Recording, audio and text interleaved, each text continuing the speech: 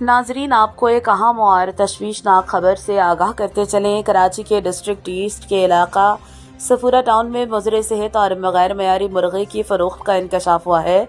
ज़राए के मुताबिक मुतादिद दुकानों पर ज़िबाशुदा मुर्गियों को वजन बढ़ाने के लिए पानी में डबोकर फरोख्त किया जा रहा है, जो न सिर्फ फूड सेफ्टी कवानीन की खुली खिलाफ वर्जी है बल्कि शहरियों की सेहत के लिए भी संगीन खतरा बन चुका है।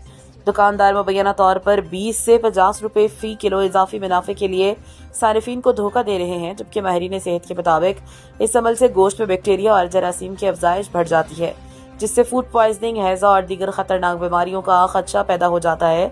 इलाके में कई दुकानों पर मुर्गियों को खुलेआम रखा जाता है, जिसके बायस मक्खियां और गर्दो गुबार गोश्त को मजीद आलूदा बना रहे हैं। शहरियों ने Sindh food authority, deputy commissioner जिला ईस्ट और महकमा सेहत से फौरी कार्रवाई का मुतालबा किया है और जिम्मेदार अनासर के खिलाफ सख्त इकदामात का मुतालबा किया है। रिपोर्ट मोहम्मद उमर।